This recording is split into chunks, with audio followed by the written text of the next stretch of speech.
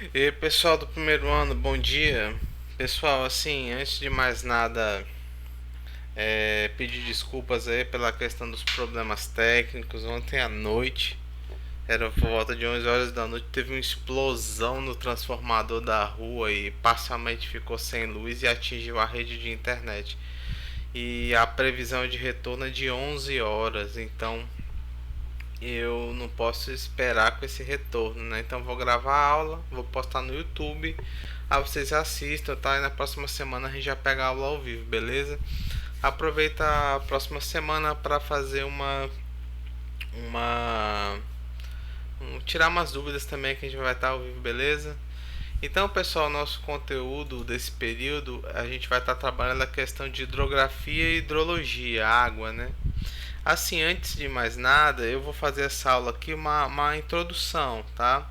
É uma aula mais para a gente resgatar alguns conceitos, até conceitos, por exemplo, da química, da biologia, da fisicoquímica, e a gente vai estar aplicando isso daí para a geografia. Por quê? Existe uma diferença entre hidrologia e hidrografia. A gente vai hoje dar uma olhada em hidrografia. Grafia, vocês já sabem que é um termo que faz referência à descrição. Ou seja, hidrografia vai falar como surgem os rios, por exemplo, onde a água está distribuída, o percentual de água doce, água salgada, quais são o ciclo da água, é uma descrição da ação da água no meio. Uma coisa que era bem básica, que a geografia se utilizava muito antigamente e hoje entrou em desuso, é a questão da hidrografia, que era só decorar nome de rio, de lago, que é totalmente inútil essa informação hoje em dia. Então, quando a gente fala de hidrografia, a gente vai estar falando dessas coisas. Quando a gente fala de hidrologia, hidrologia já é o uso e utilização da água, ou seja, o aproveitamento dela como recurso para os seres humanos, para os seres vivos, como é, ter uma boa gestão desses recursos da água, né, para ela não vir a faltar. Então, a hidrografia é a descrição, a hidrologia é o uso e utilização dela, tá? E hoje a gente vai estar mais na hidrografia. Então, a água é uma substância abundante no planeta Terra e cobre aproximadamente 3 quartos da superfície do planeta. Vocês sabem que quando há uma investigação de novos planetas, possíveis planetas habitáveis, que tem alguma semelhança com a Terra, o primeiro indício que é procurado é a água, porque a água, pessoal, ele é o principal catalisador químico, ele é o principal agente fomentador da vida. O nosso corpo, boa parte dele é constituído por água. A água, ela é a base de todos os seres vivos, então não adianta você ter na verdade, uma atmosfera respirável, ideal para a manutenção de uma vida. Antes de uma atmosfera ideal, só se forma se o planeta tiver já uma composição boa de água. Tanto que na formação do nosso planeta, após o início do resfriamento dele, uma das primeiras camadas que foi se formando foi a hidrosfera, por conta do resfriamento da Terra, e esse resfriamento favoreceu uma condensação da água. Então a água foi sendo a Terra se esfriando, e aquele vapor de água ia se condensando e formando as chuvas, e essas chuvas no ciclo hidrológico contínuo foi um dos fatores essenciais para a questão para o surgimento da vida aqui no planeta Terra, tá? Eles estudam isso em biologia. A origem da água, ela veio do resfriamento e aquecimento da Terra, eram expelidos hidrogênio e oxigênio, ou seja, no processo de resfriamento da própria Terra, como eu falei, esses gases foram sendo liberados. À medida que eles foram sendo liberados, essas ligações químicas naturalmente iam acontecendo. Depois vem a condensação dessa água. Condensação, pessoal, forma nuvem, e essas nuvens, após a precipitação, após a chuva, formou os oceanos primitivos, né? Os oceanos primitivos que não tinham ser vivos, eram bem instáveis, né? Por conta da nossa atividade geológica intensa, né? Movimento de placas tectônicas e tudo mais. Onde encontramos água? Oceanos, calotas, na atmosfera na forma de gás, nos continentes, rios, lagos, aquíferos. Aquífero já é uma água subterrânea e contida em todos os organismos vivos, ou seja, a água está presente em tudo. Então a água é um recurso hídrico muito importante, porque ele é um elemento componente físico da natureza. Ele também, pessoal, a água não só ele vai ter essa presença e a necessidade dos seres vivos, tanto animais como plantas, mas também a água vai ser importantíssima na gestão e manutenção dos climas, do ambiente, tornar de, a terra ter condições para ela ser habitável, ou seja, por conta da água ser um regulador térmico. É importantíssimo. A água, por exemplo, desertos, a gente até viu isso em climas que tem pouca água no ar. As temperaturas de manhã oscilam muito porque é muito quente, acima de 40 graus, e à noite esfria muito porque a falta de água no ambiente para reter o calor e manter aquela temperatura estável no ambiente. Estabilidade de temperatura torna o ambiente mais propício para que os seres vivos prosperem, tanto plantas quanto animais, tá? Os animais dependendo das plantas, né? Segundo a cadeia alimentar. Então a água é fonte de vida, né? Mais de 70% do nosso organismo é composto de água. Professor, e assim, quando você, por exemplo, pega um músculo, boa parte do músculo ele tem água, entendeu? Mesmo que você treine, que você malhe, que você ganhe perna, ganhe bíceps, ganhe peito, mas aquele músculo, aquele tecido, ele é preenchido por água, a água intracelular, intramuscular, né? Para vocês terem ideia aqui, então pessoal, até nos nossos ossos é o que tem menos água, mas ainda tem. Nossos ossos também tem um percentual importante de água, tá? Aqui esse é bem interessante. A gente pensa que a água é abundante e infinita, e nem tanto. Aqui é o total da água no mundo, ou seja, 97,5% da água é água salgada, está nos oceanos e mares. Pessoal, quando a gente fala de água salgada, é uma água que é importante para a vida, é importante para os seres vivos, é importante para a manutenção dos climas. Sim, é importante, mas essa água salgada não é potável. Se a gente toma uma água com teor de sal, sódio acima do normal, a gente, ao invés de se hidratar, a gente vai se desidratar. Então essa água salgada não é considerada potável. E para você tornar essa água salgada potável é um processo extremamente caro, extremamente difícil para você dessalinizar a água, né?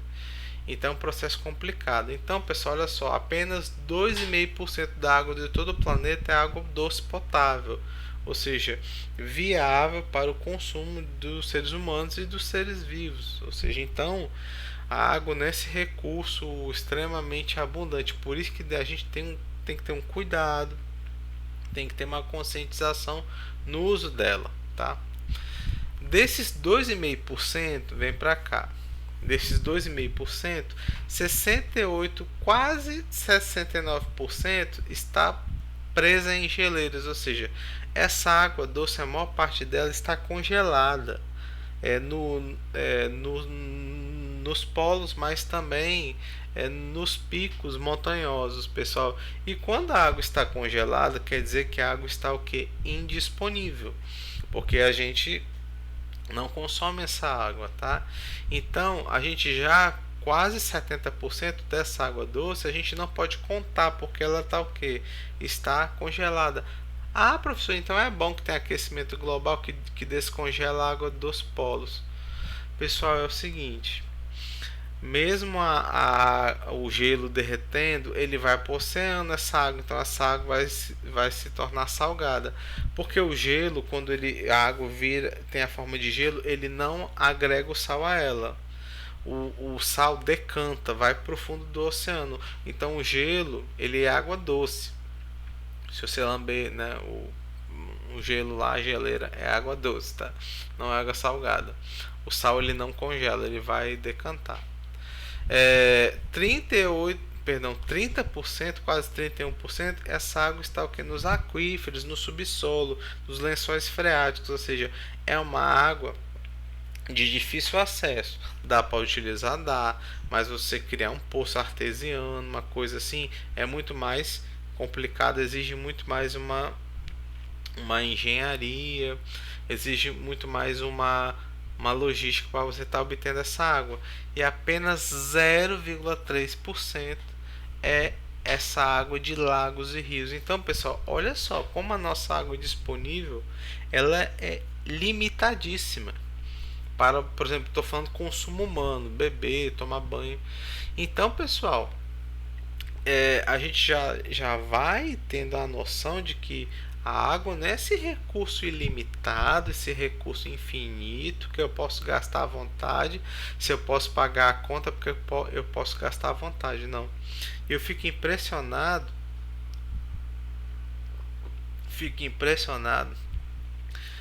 aqui no Ceará, Fortaleza, como as pessoas desperdiçam água. Eu venho do Espírito Santo, onde lá chove bem mais que aqui, tem rios perenes muito mais abundantes, mas cara, volta e meia lá tem racionamento de água para tentar ter um cuidado maior com ela. E aqui eu não vejo as pessoas tendo um cuidado, pessoal lavando calçada, fora assim uma falta de educação ambiental absurda. Pessoal, não é porque você tem dinheiro para pagar uma conta de água que você tem o direito de esbanjar aquele recurso.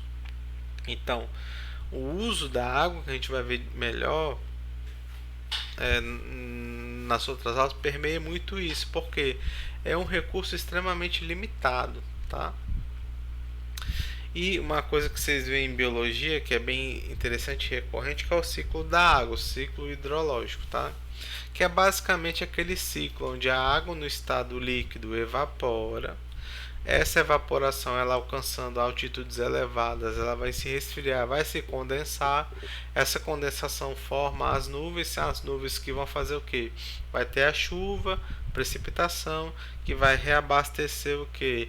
Rios, lagos, lençóis freáticos e também boa parte dessa água da chuva pode ficar nos oceanos, tá? Então, é um ciclo bem simples que o homem pode interferir nesse ciclo, tá? De que forma? Ah, professor, mas a boa parte da água não está nos oceanos? A água do oceano não evapora? Então nunca vai faltar chuva. O problema não é faltar chuva. O problema é onde vai chover. Se, por exemplo, se você retira a vegetação do continente, você vai estar limitando uma evapotranspiração, ou seja, a umidade que a vegetação oferece e ela fornece para o ambiente, porque a vegetação perde água para o ambiente por evapotranspiração. A gente não transpira. Quando a gente transpira, a gente está suando, a gente está perdendo água para o ambiente, tá? As plantas também fazem isso, só que o mecanismo delas é denominado evapotranspiração. E como as plantas têm uma quantidade absurda, por exemplo, como na floresta amazônica, elas fornecem muito água para o ambiente, gerando um clima local, gerando massas de ar. Então você pode sim, pela ação humana, comprometer esse ciclo da água em determinadas regiões. Ou seja, você vai comprometer o ciclo de chuvas, você vai comprometer o ciclo, até mesmo o ciclo da floração das plantas, porque se elas não tiverem água, como elas vão ter, vão conseguir obter energia para colocar seus frutos e por aí vai. Isso daí é uma interferência muito grande. os alunos perguntam assim, professor, por que a água dos oceanos e mares é salgada, né? Pessoal, a teoria mais aceita é que os rios eles nascem nas montanhas, nos planaltos, eles vão caminhando pelas rochas e eles vão levando com eles pequenas quantidades de sais. Quando você pega uma água mineral, ela tá lá, água adicionada de sais. Ou seja, a água mineral natural que vem naqueles garrafões, ela colide com a rocha e ela traz com ela frações de sal, de sais. Só que essa fração é tão pequena quando pega um rio da nascente que você não sente o gosto salgado, entendeu? Mas imagine centenas de anos esses rios levando essas quantidades de sais para os oceanos, se acumulando. Então esses sais acumulados ao longo de centenas de anos, milhares de anos, foi dando essa salinidade elevada dos oceanos e mares.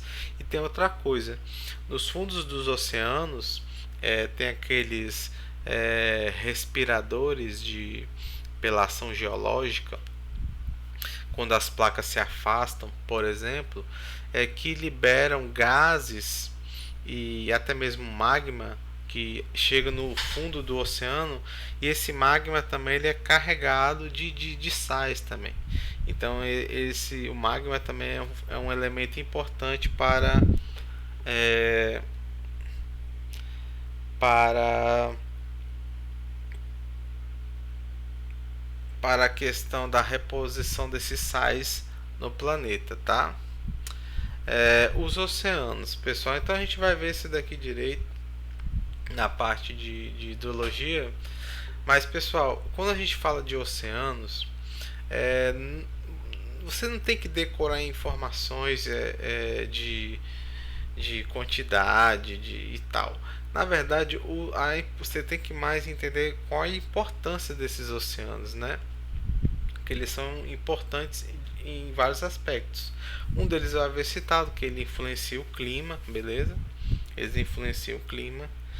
Outro aspecto também, eles abrigam cerca de 80% das espécies de vida na Terra, e tem espécies até que a gente não consegue datar porque elas vivem em camadas abissais que a luz não alcança, né? É um local de extração de minerais, dentre eles o petróleo, e é manutenção da vida no planeta, porque os oceanos também, a evaporação leva chuva, leva nuvens carregadas. Então os oceanos eles são mecanismos que eles ajudam a manutenção da vida e a estabilização da temperatura no planeta Terra, entendeu? Quais são os oceanos? Aqui é por volume, né? Os oceanos têm volumes, então de cima para baixo é os de menor volume, ou seja, até são os oceanos menores para os maiores. Isso daqui a gente não tem muita não uma informação assim que a gente vá precisar. É só uma questão de descrição. Aqui, pessoal, é o relevo submarino. Quando a gente pensa assim que o fundo oceânico ele é todo retinho, ele é todo padronizado, não. Ele tem profundidades até superiores a 10 mil metros, né, de profundidade. Então aqui tem o continente. Essa plataforma continental que vocês estão vendo aqui é o local que basicamente a gente tem um aproveitamento econômico, assim, onde se extrai os minerais. Tem locais aqui no Brasil não existe que eles extraem ouro do fundo oceânico, mas aqui no Brasil se extrai mais petróleo, né, e tudo mais. O aproveitamento da pesca nossa é na plataforma continental também, tá? Porque essas camadas mais profundas aqui do talude da bacia oceânica para pesca, é uma pesca de profundidade, de peixes que vivem em camadas mais profundas, e essa pesca aqui é uma pesca de peixes de cardume em maior quantidade. Então, a zona economicamente aproveitável pelo ser humano é essa aqui, ó, plataforma continental. Tem algumas manifestações quando as placas se chocam, né?